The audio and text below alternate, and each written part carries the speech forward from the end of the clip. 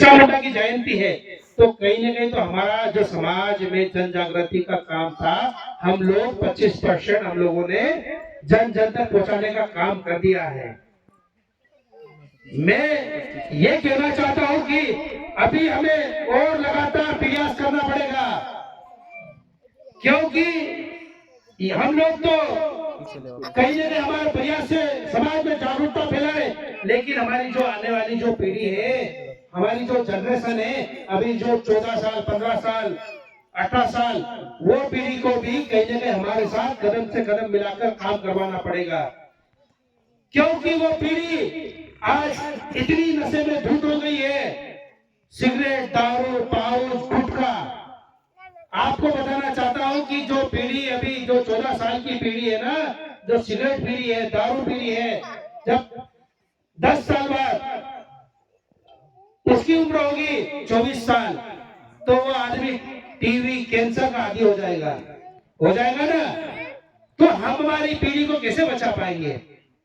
मैंने रायपुर में कुछ व्यापारी से चर्चा की थी, ऐसे डिस्कस हुई थी कि एक दिन में कितनी सिगरेटें बिकती है, तो उसका कहना है कि 5 से 7 लाख रुपए की सिगरेट बिकती है। 5 से 7 लाख रुपए की एक छोटी सी दुकान पर होलसेल की, ओनली वो रायपुर में। बाकी रायपुर कस्बों में क्या कंडीशन होगी? ये एक बहुत मंथन करने का, विचार करने का समय है, क्योंकि मैं स्पष्ट कहना चाहता हूं कि हमारी पीढ़ी जब 24-25, तो हम हमारा जो समाज है आदिवासी का, वो अस्तित्व खत्म हो जाएगा। हम लोग तो यूं भी 50% ऊपर हो चुके हैं, लेकिन हमारी पीढ़ी का क्या? हमें उस पर भी विचार मंथन करना चाहिए। और जो आज इस रशिया में जो कार्यक्रम हो रहा है और जो यात्रा निकल रही है, हम लोग जयस की ओर से जितनी भी भागीदारी रहेगी, मेरे पास भी लिस्ट है, कौन से गांव में कहाँ जाएगी, कहाँ पहुंचाएगी, बिल्कुल हम लोग भी जहां भी हमारी टीम है हर क्षेत्र में, वहां पर पूरा सहयोग करेंगे इस कार्यक्रम के लिए। और ये जो कार्यक्रम हो रहा है समाज में जन जागृति फैलाने के लिए, हमारा हक, हमारा अधिकार के लिए। आप लोग मैं बताना चाहता हूं कि सोरवा के पास में, सोरवा में चीटू किरण जो दादा ने बहुत सारी बातें बता दी है, लेकिन ये जो दादा है शंकर दादा, मैं बताना चाहता हूं इनके बारे में, वही शंकर दादा ने ही चीटू किरण की बातें, चर्चाएं, फोटो बनाई, तो ही राजनीतिक दल हो या सामाजिक लोग हो, नहीं तो कोई याद नहीं कर रहा। 25 साल से पहले मुझे जहां तक याद है, मेरा जन्म भी सोरवा में हुआ, लेकिन मुझे भी इतना आइडिया नहीं था। लेकिन जो शंकर दादा ने आज उनका इतिहास उजागर किया, इतिहास लोगों तक बताया, तो आज हमारे प्रदेश के मुखिया वो भी चीटू किरण के बारे में बोलने लगे। नहीं तो सरकारें कितनी बार आई और गई, लेकिन कभी किसी ने नहीं याद किया। आज हमारे क्षेत्र चीटू किरण, जिनको चीटू मामला बोलते थे, उनको कोई याद नहीं करता, लेकिन आज पूरा प्रदेश और हर राज्य के लोग जान रहे हैं, क्योंकि चीटू किरण ने भी हमारे समाज को ये जल, जंगल, जमीन, जो भूखमरी का समय था, तो हम लोगों को, उन लोगों ने अनाजों कुंटलों से अनाजों हम लोगों को उपलब्ध करवाया।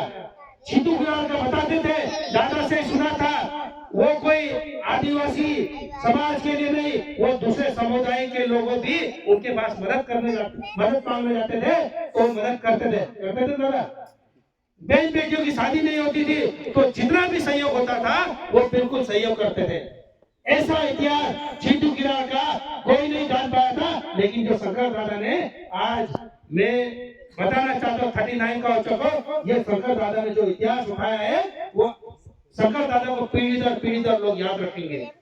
ऐसे ही लोगों की हमें समाज में जरूरत है, ऐसे ही योद्धाओं की जरूरत है, जो हम जैसे युवाओं को समाज में जागरूकता फैलाने के लिए युवाओं को तैयार कर रहे हैं। और हम लोगों को जिन्होंने सिखाया है, यही शंकर दादा, भीमजी मसानिया दादा, ये लोग छोटे छोटे कैडर करके हम लोग उसमें बैठते थे, हम लोगों को बोलने का मौका देते थे। आज मैं लगातार इसलिए तो बोल रहा हूँ, नहीं तो मैं भी नहीं माइक पकड़ने से डरता था, लेकिन आज कहीं न कहीं मुझे ऐसे बुद्धिजीवी जो लोग हैं समाज में, जिन्होंने समाज के बारे में मुझे बोलने के लिए सिखाया, मैं इनका आभार हूँ। और मैं आने वाले समय में युवाओं को भी यही कहना चाहता हूँ कि आप समाज के जनहित में काम करिए, छोटे छोटे कैडर और समाज की जहाँ जहाँ बैठक है वहां पर सम्मिलित होइए अधिक से अधिक, जिससे कि हम हमारे आने वाली पीढ़ी को बचा सकते हैं। साथियों, बातें बहुत सारी है।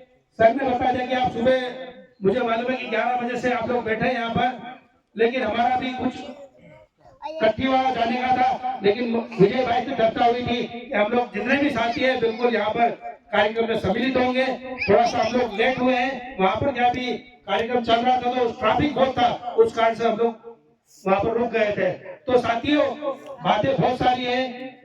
शंकर दादा और भीम सिंह मसानिया जो वास्तविकता जानकारी देते हैं, उन लोगों को, हम लोगों को ग्रहण करने की आवश्यकता है। मैं मेरी वाणी को यही विराम देता हूँ एक दो नारे से।